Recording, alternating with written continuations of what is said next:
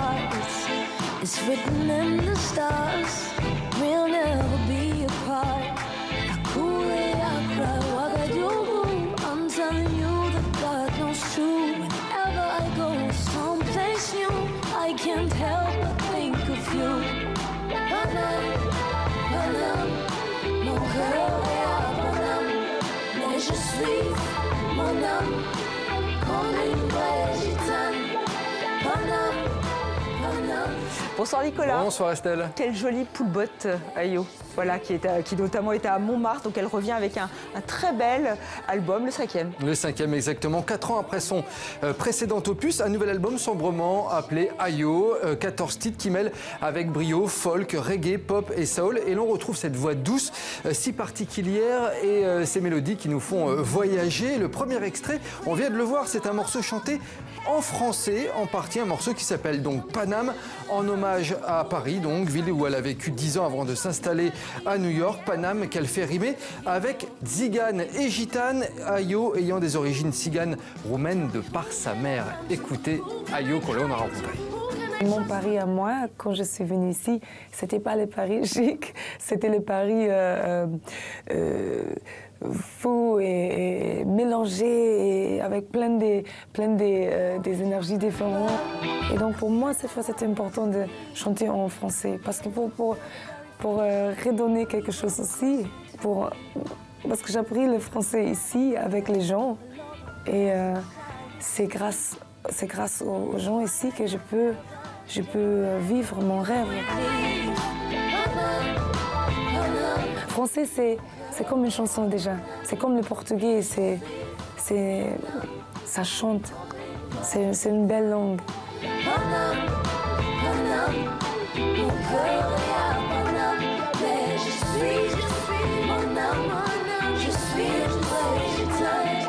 On peut être né dans n'importe quel pays, mais une tzigane reste une tzigane. Et moi, comme ma mère elle est roumaine, c'est dans mon sang aussi. Et la musique, avec les tziganes, ils sont la musique aussi dans le sang.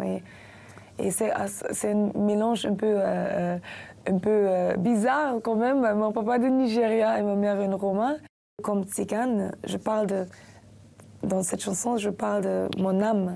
C'est mon âme cette tzigane est dans mon âme. Moi, je suis quelqu'un qui bouge beaucoup. Je ne peux pas rester sur un endroit. Voilà, le sourire d'Ayo a retrouvé cette semaine en concert au Bouffe du Nord à Paris, puis elle part en tournée ensuite jusque fin novembre dans le reste de la France, en Belgique et en Suisse.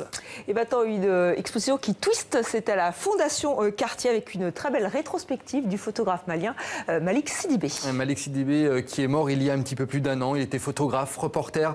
Il a été témoin direct de la vie culturelle et sociale de Bamako après l'indépendance du Mali en 1960, aux côtés d'œuvres iconiques de photographie vintage. Des portraits y sont présentés pour la toute première fois. Visite guidée avec Camille Bourg, Guillaume Gouet et Virgile Tron. C'était un homme joyeux, plein de vie et qui aimait les autres. C'est cette facette de Malik Sidibé que la Fondation Cartier a souhaité mettre en avant. Ses photographies des soirées de Bamako ont forgé sa réputation. Du twist, du rock'n'roll aux musiques afro-cubaines, les jeunes se déhanchent et s'enlacent. Un témoignage important de la jeunesse malienne depuis le début des années 60. La Fondation Cartier expose également ses portraits en studio. Pour lui, chaque détail comptait.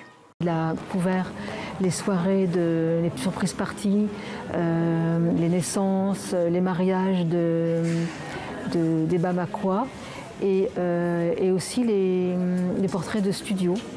Et Malik ce qu'il y avait comme particularité dans son travail, c'est que Malik était un homme extrêmement bienveillant, très joyeux, et que tout son travail se ressent de cette joie de vivre qu'il avait.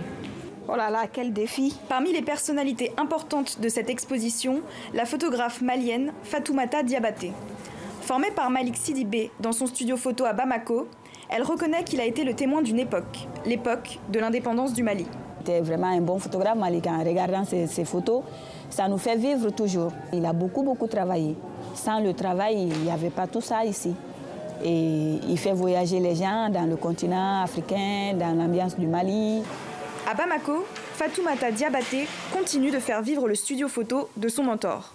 studio ambulant qu'elle a d'ailleurs déplacé à l'occasion de cette exposition. Les visiteurs sont invités à poser devant son objectif. Une expérience qu'elle pourrait renouveler à l'avenir. Voilà, une expo qui a donc lieu à la Fondation Cartier à Paris jusqu'au 25 février prochain. Enfin, Nicolas, c'est l'un des prix littéraires de cet automne. Daniel Rondeau remporte le grand prix du roman de l'Académie française 2017. Excellent roman. Ouais, excellent roman. Il a été récompensé pour ce roman, donc Mécanique du chaos, sorti chez Grasset. Un roman qui nous montre des personnages tiraillés entre leurs origines et le cours chaotique et violent du monde, aux frontières de plus en plus fragiles. C'est ça qu'on explore dans ce roman. Daniel Rondeau, écrivain voyageur qui a notamment été journaliste, ambassadeur et délégué permanent de la France auprès de l'UNESCO. Merci Nicolas, à très bientôt.